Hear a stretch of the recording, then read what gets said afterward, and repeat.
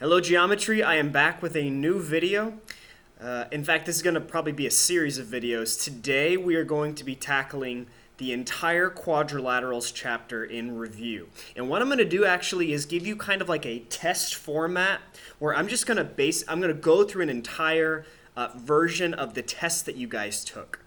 And then as your 2-day homework assignment, so for the whole week, this is the only thing you're doing, you are going to fill out another version of this test. Okay? So, I'm hoping that if you just follow along with this video, listen to what I'm saying, go back to your notes from Chapter 6 of Geometry, and use online resources the best you can, that it'll be a pretty successful lesson where you will review all the stuff we talked about with quadrilaterals. All right, let's get started. So for number 1, it says find the value of x so that the quadrilateral over here must be a parallelogram. Now, there were a lot of rules that we talked about with parallelograms. You had 2 pairs of parallel sides, all right? You also had 2 pairs of opposite angles that were congruent. So the piece to this is that you have to know that, hey, this angle right here is identical to this angle right here. So what do we know about identical angles? They're equal. So the angle 2x plus 60 degrees must equal 4x minus 12 degrees. And since it said find the value of x, all we got to do is get x by itself now. So solve the equation. I'm gonna get the constants to the left and move the x's to the right. So 72 is equal to 2x. Finish it out by dividing by 2. And 36 is equal to x. So our final answer for that first one should be choice D. By the way, I embedded this document into Google Classroom, so it might be easy if you follow along and fill it out in real time too. Okay? Moving on to number 2.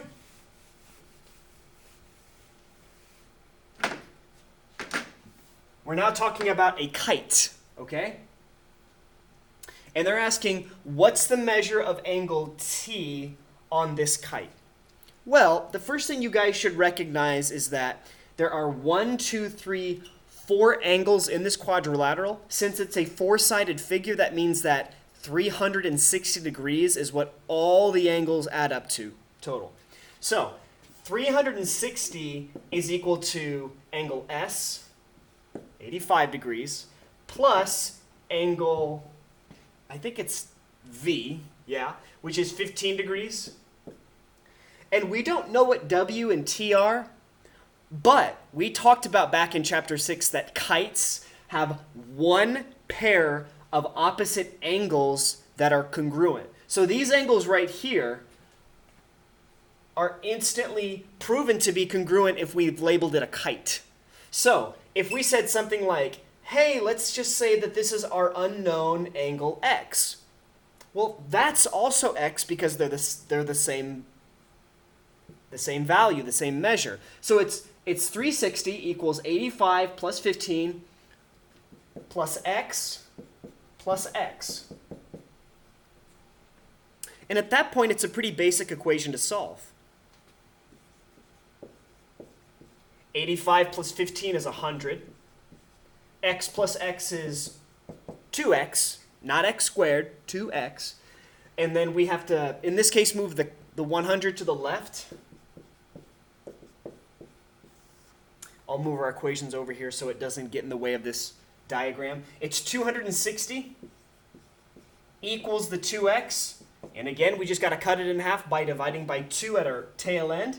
So half of 26 is 13. And then there's going to be a 0 on the tail end of that. So 130 is equal to x.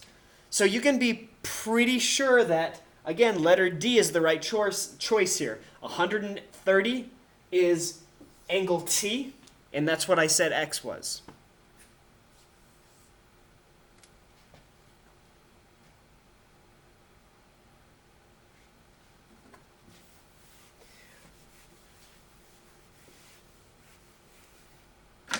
Number 3. Find the value of x in the polygon shown. All right, so we've got 1, 2, 3, 4 angles, which pretty much means we have a 4-sided figure. All of these add up to 360 degrees. So 360 is equal to 7x plus 1.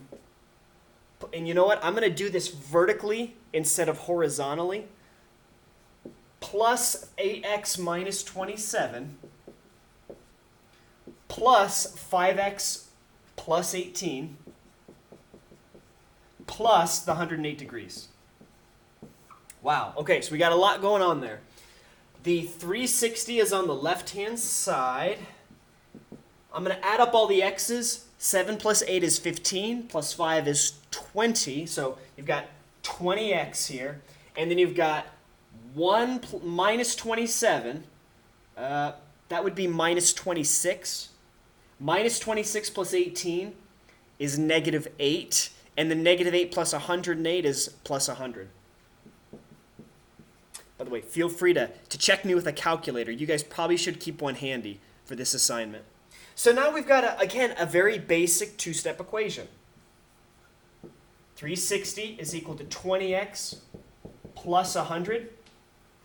Subtract the 100.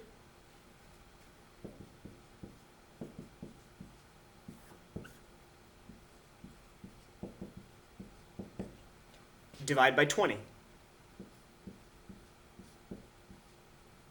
So let's see. The zeros cancel because it's like you're dividing the top and bottom by 10. And then half of 26 is 13. So let's make sure that we solved what they asked for. Find the value of x. We did 13. So C is the answer for number 3.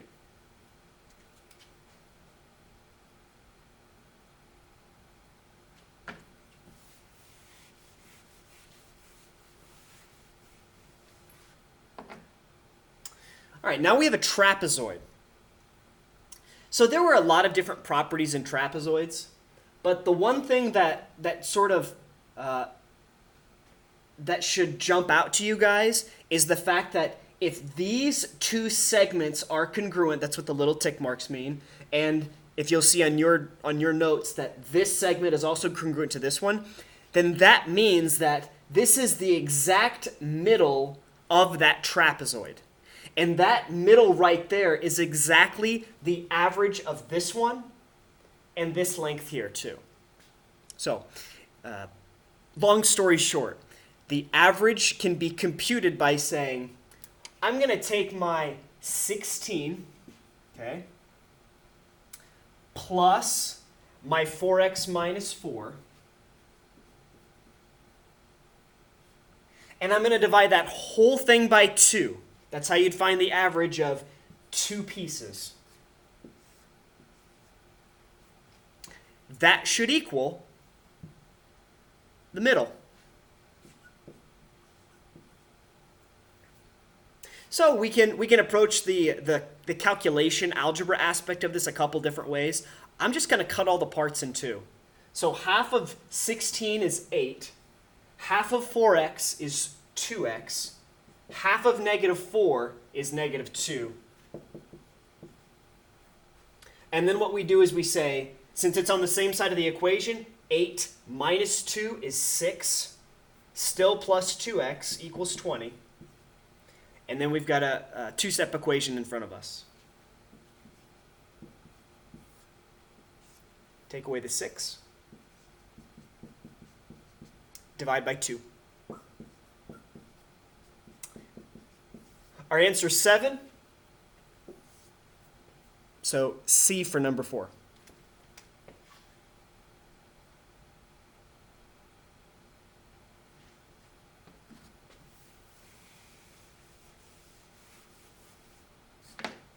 Number 5, which term best describes the figure below? So with this figure right here, we've got these two angles are 90 degrees, which means they're interior, okay? These two interior angles add up to 180. That was one of the criterion for parallel lines, okay? Parallel lines, which means that, hey, this segment is parallel to this segment. So we got one pair of parallel lines. These two are going to intersect at some point. So there aren't two pairs of parallel lines, which allows us to say it is not a parallelogram, because that's kind of the definition of a parallelogram. And then a rhombus is a parallelogram. So if I said it wasn't a parallelogram, the rhombus certainly cannot fit the conditions, nor is a square. A square is in the rhombus camp. So a square is a rhombus and also a parallelogram. So a square doesn't make any sense. Plus, we know our shapes. That's definitely not a square. So now we're down to quadrilateral or trapezoid. And the bottom line is quadrilateral does identify this 1, 2, 3, 4-sided figure, but the most accurate, the best description of this is one pair of parallel lines. That's a trapezoid all the way. So the answer for number 5 is B.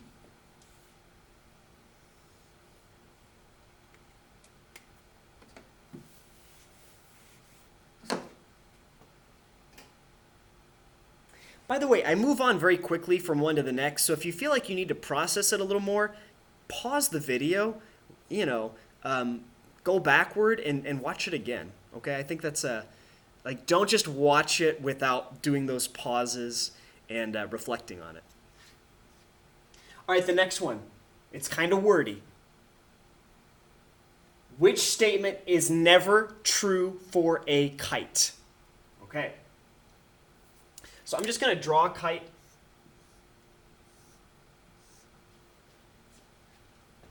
The diagonals are perpendicular. That's actually one of those definition parts that's always true. So this is always true, not never. It has one pair of opposite angles that are congruent. We just saw in a previous example that this angle is congruent to that angle. So that's definitely always true, never not true. One pair of opposite sides are parallel. No, there are no parallel sides on this at all. Okay, they're all there's not one pair of opposite parallel sides.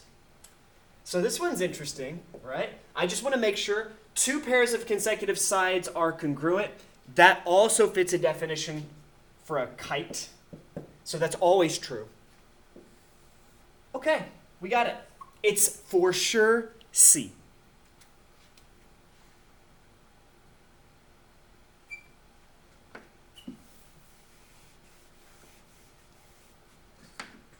All right, we've got another multiple choice question about a kite. Here's what they want us to use. We just talked about all the different things that make up a kite's definition, its characteristics, its descriptions. If these diagonals are perpendicular, then that means they form a 90-degree angle right here. Which means that if we're trying to solve for x, this angle right here, we can break this kite up into a triangle in which the three angles in that triangle add up to 180 degrees. My last video was about the triangle sum. So we can say that 90 plus 22 plus x, that's got to be 180 degrees. From there, you solve an equation, right? This is 22 plus 90 is 112. And then we take away 112 from both sides, which I like to do it this way. 180 minus 100 is 80, minus 10 is 70, minus 2 is 68. All right, so D is our answer.